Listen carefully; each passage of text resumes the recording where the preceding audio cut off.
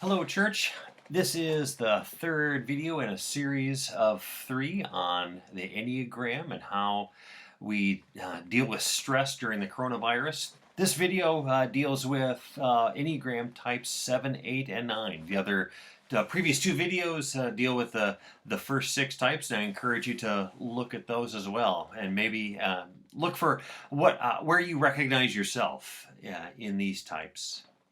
So I hope this is helpful to you. My blessings to you as you seek in Christ to be your most compassionate self and to grow in maturity as you become the person that God has made you to be. My blessings to you. Are enthusiasts. They are joyful and adventurous. They're energetic. They're bubbly in the life of the party. They are all about how positive they can be and about how much if something is good, then a little more might be better. They're always looking for what is good and right and what is going to be better even the next day. They can also kind of reframe every bad or sad experience into something positive, which can be kind of annoying to those who are in those sad experiences. And this is one of the default behaviors and stress of sevens, is that they want to avoid things that are painful and sad, and they want to reframe them to be positive. And even in the deepest times of stress, they can so be focused on how could be better in the future, or things could be better for them, or what's kind of holding them back now, that they can get critical and judgmental of others. So here are some tips for sevens for how to make it through this time of stress. Is that, like almost all numbers, as I said before, is that you need to develop a habit of mindfulness and of meditation. And that's to help you be in this present moment, because your tendency is to be in the future, to think like, oh, this was a great party. I can't wait for the next one. It's going to be even better. Or even like, this meal was great. Guess what we're going to have for dinner? Be now in this moment, both in the positive things of the moment, but also the negative things. So practice mindfulness and awareness of the present moment. And then the second tip goes along with that. It is also to practice acceptance that life is difficult. That is one of the hardest, that's a hard truth of life, that life is difficult, that it's not all about positive experiences. I love it that Richard Rohr, one of my mentors, though I think I've mentioned him before, in fact, even last week, says that after age 30, there is nothing that winning can teach you. We need the difficulty of life if we're going to grow. And so accepting that life is difficult and accepting that difficulty as part of us becoming our best selves. And this third tip comes from the tendency of sevens to be, and this is going to sound awful, it's not as bad, is to be self-referential. Sevens are very aware of their own desires, of their own needs, of their own wants. And so the tip for how to be a better self and a better person and to be more compassionate with others is to recognize and serve the wants and desires of others. Since you're so aware of your own, can you also be aware of what other people need and desire? And can you serve those? Can you serve those people, putting your own aside and serving others? And that kind of goes for everybody, but for sevens it's especially important because it is not their natural tendency to be aware of others, because they're so aware of their own desires and of their own wants.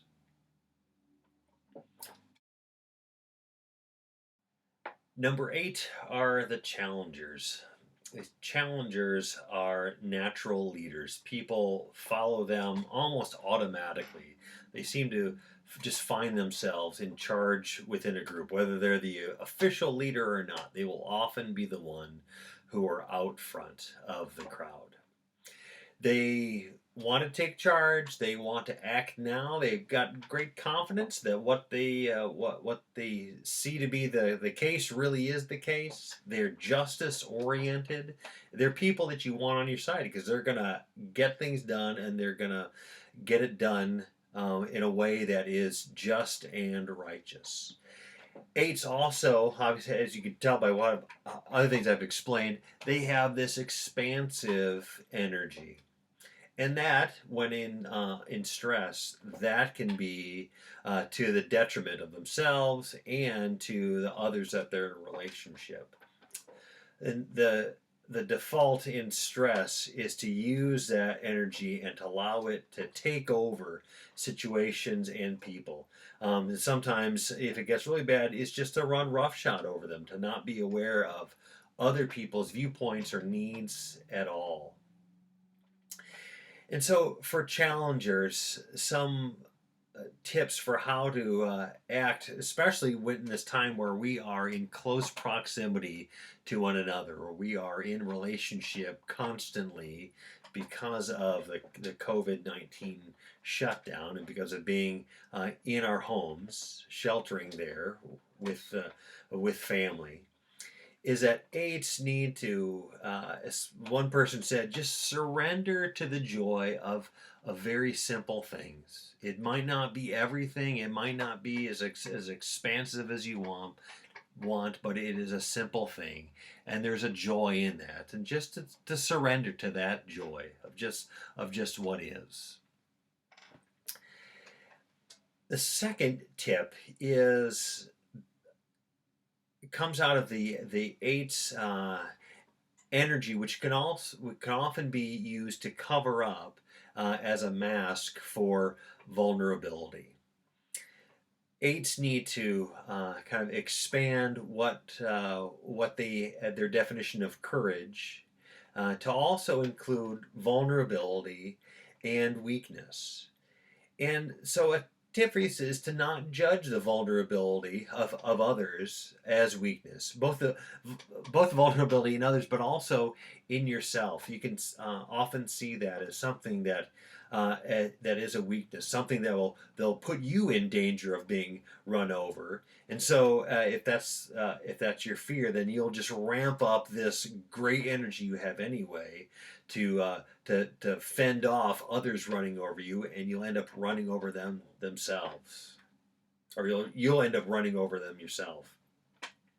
So don't judge that as a weakness, but be in touch with that vulnerability, the inner child, as some people call it, which probably eights hate to hear about. Let that vulnerability be more on the surface during these days, and trust that the community around you can love you. That you don't need to be in charge. You just can be one of the family, one of the people in the crowd.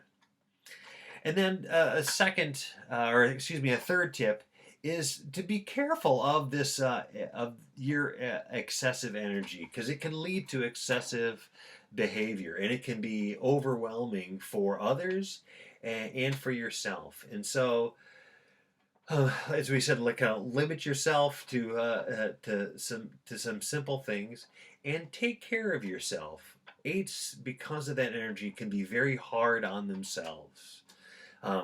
Sometimes it's not enough sleep, not enough exercise, or too much exercise. Take care of yourself. Recognize where you are weak and where you are in need of being cared for by others and by yourself. And our last number, the number 9s, these are the peacemakers. Peacemakers are service oriented, they're very accepting, they're natural mediators. They, as their name says, they want to maintain peace uh, uh, among people, between people, within the family. But most fundamentally, they want to maintain that inner sense of peace and calm within themselves. That is their kind of their ultimate motivation, is to have an inner peace. So in stress, the default behavior for nines is to kind of check out when there's conflict within the household, or within work, or within your friends. Your tendency is to just check out of that, uh, uh, is to vacate yourself from that conflict in order to maintain inner peace. That often means is that what you'll do is you'll self-censor, is that you will forget that you have opinions too. You'll forget that you have desires, that you have a way that you would like the way for things to go. You have some opinions about what you want to have for dinner, but your tendency is just to go along with whatever the other person says, because that will maintain the peace within you. But that avoiding of all conflict, what it does is that it suppresses the conflict, and that anger, you try to forget it, but it's there. And so what will happen is that you'll start expressing yourself, but it'll be in passive aggressive ways. It'll be in ways that aren't forthright and honest.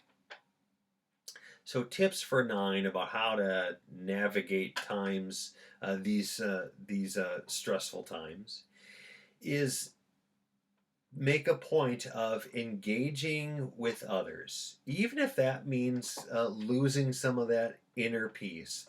So that might mean a little back and forth, a little debate about politics. Even though I've kind of told advice to many people to stay away from that. Nines might need to engage in opinions and some back and forth, and to not just take the opinions of the other persons in the room. Second tip is similar to that, is that what is needed is for you to have forthrightness and honesty in expressing your opinions. Is to be honest about them, and to be and let them be known clearly, and not passively, and especially not passively aggressively, what you want to see happen. And then nines, like fours and fives, have a difficulty in acting. That's not their strong suit.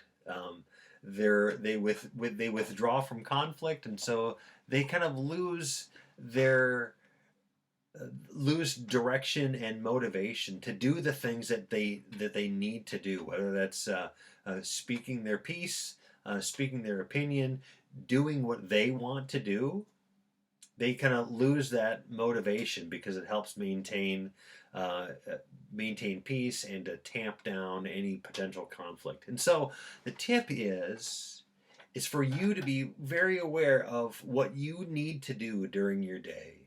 And so make a list for what you need to do during this day, and not so that you won't just by default go along with anybody else's agenda, but you make a list for what you need to do. This may raise some conflict with others, especially those who have gotten used to you just kind of going along. But in the long run, you will be a healthier person, and that will make for healthier relationships as well. There's the 9 numbers, and there are some tips for how to navigate who you are during a very unique time of stress within the community and within our country. Now, for some of you have watched this and thought like, oh my gosh, that went on forever and ever. And for others of you may have thought, I need to know a lot more about who I am and about my personality. Well, there's lots of information out there. I'd be a little careful about just kind of Googling it and finding YouTube videos on the Enneagram because many of them miss what is really the point of all this of the Enneagram and of growing in our sense of not just being in our kind of our default personality. And that is that we would become more compassionate people, people better able to engage in the community, who are better able to love one another, accepting of ourselves and others in our indifferences. And a lot of the popular use of the Enneagram actually makes highlights the differences between these and why they don't get along and what's annoying about them. And that's really contrary to the whole point of the spiritual transformation that's possible through understanding the Enneagram. If you have been interested in this, you can contact me about resources. There's several books. There's some curriculum that our congregation has that we've purchased and that we're trying to figure out how to use during the time of that we can't be together, how to do this class. But there's great ways to grow, and the Enneagram has incredible tools for spiritual transformation. And I hope that we'll have opportunity to make use of those over the next weeks and months and years, because I think this is a tool for us to be disciples of Christ and to be a healing presence within this world. So it's been good to be together with you, church, and we'll see you on Sunday. God bless.